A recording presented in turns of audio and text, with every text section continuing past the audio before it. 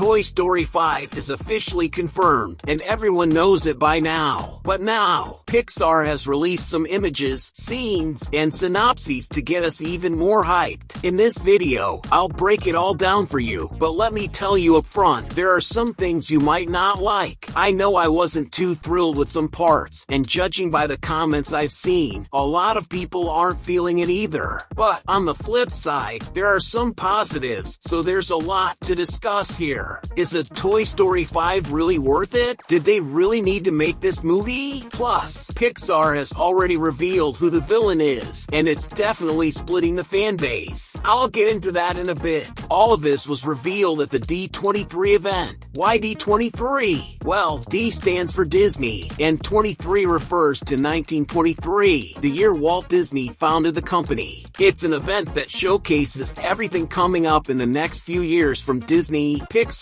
Marvel, Star Wars, and everything else under the Disney umbrella. I'll be making more videos about D23, including one on The Incredibles 3, Pixar's next movie, and the live-action Snow White film. There's going to be a lot happening here on the channel, so make sure to subscribe, hit the notification bell so you don't miss anything, and let's dive into Toy Story 5. Let's go! We've got a lot to talk about when it comes to Toy Story 5. A lot of people didn't believe me when I said it was happening, but now here we are, living this epic moment. Pixar dropped a teaser. It was more of a short clip, really, with Jessie, Buzz, and Woody, along with the official Toy Story 5 logo. But when I saw it for the first time, I have to admit, it felt weird. The animation looked off, especially considering this is the 5th movie in the franchise. But hold up, that animation isn't from the movie. They actually used an animation that was already made for the Apple Watch with the movie characters. They just reused that for D23. But what's important is that the movie is coming. And now, we have the first official image from Toy Story 5. A lot of people have commented that the animation style looks different, almost like a painting. But that's because it's not a scene from the movie, just concept art. In this image, we see Slinky, Rex, Woody, Ham, Jessie, Bullseye, Buzz Lightyear, and Forky, all with sad expressions, looking at a kid under the covers using a tablet. This already gives us an idea of the movie's theme, which is going to focus on how kids are more and more immersed in technology, leaving their toys behind. I think this approach is amazing and really relevant for today. This theme was actually explored in a Pixar short called Toy Story, That Time Forgot. The story revolves around the same idea, toys being left behind because of technology. I think Toy Story 5 is going to dive deeper into this, showing the impact of technology on kids and their toys. Another important detail, Woody is back, which is a relief because a lot of people, myself included, didn't like the ending of Toy Story 4. In my opinion, the 4th movie was the weakest in the franchise. It kind of tore down Woody's character and disrespected the narrative built up in the first 3 movies. I walked out of the theater already thinking there would be a Toy Story 5, even though Pixar hadn't confirmed it back then. So, Woody is back, but what's weird is that Bo Peep isn't in this released image. I found that really odd. And where's Mr. Potato Head?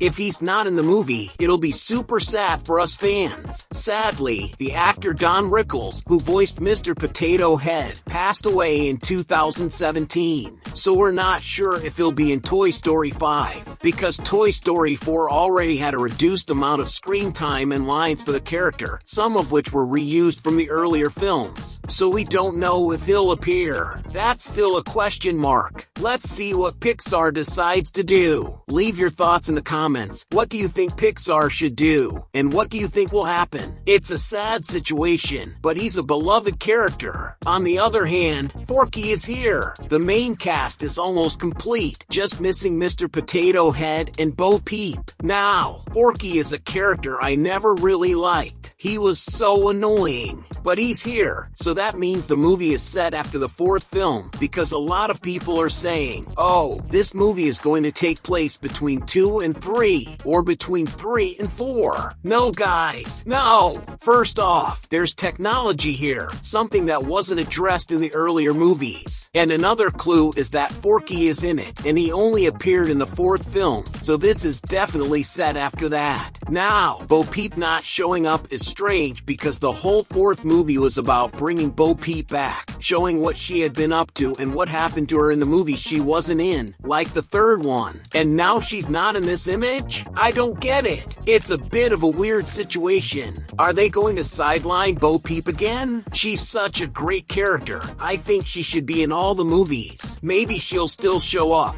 Maybe they left her out of the image just to keep us guessing. But right now, it looks like she's not there. Now, about why they're continuing the franchise. The reason is simple. It makes money. Toy Story 3 was clearly meant to be the last movie, with an ending that wrapped up the story perfectly. When you watch the third film, you can tell it was supposed to be the end. But the movie made over $1 billion at the box office, and Pixar decided to make a fourth one, which also crossed the $1 billion mark. And now, with Toy Story 5, it's clear that the goal is to keep the money flowing. Plus, Toy Story is the most watched animated franchise on Disney+, and Pixar and Disney make over $1 billion a year just from selling Toy Story merchandise. So as long as it's making money, they'll keep it going. Now, about the villains in Toy Story 5, I'm a bit let down by what's been revealed. The villains are going to be an army of 50 defective Buzz Lightyears who believe they're real space rangers. I think this idea is weak because we've already seen something similar in Toy Story 1, Toy Story 2, and Toy Story 3. Plus, this concept of defective Buzz Lightyears was actually scrapped from the script for Toy Story 3, and now they're bringing it back for the fifth movie. What could be more interesting is if Zurg led these 50 Buzz Lightyears. That would be epic. For me, bringing Zurg back makes perfect sense. He's an awesome villain, and everyone loved him in Toy Story 2. His storyline is really interesting in that movie, so it would be great to see Zurg return with more power. He could lead the 50 Buzz Lightyears, or maybe there could be another main villain behind them, stirring up some trouble in the film. If the plot only focuses on these 50 Buzz Lightyears without something bigger, I'm not sure it's going to be that interesting. Back to the image that was released, we see a kid using a tablet, but they haven't revealed who it is. It could be Bonnie, but I always thought it would be more interesting to bring Andy's daughter into Toy Story 5,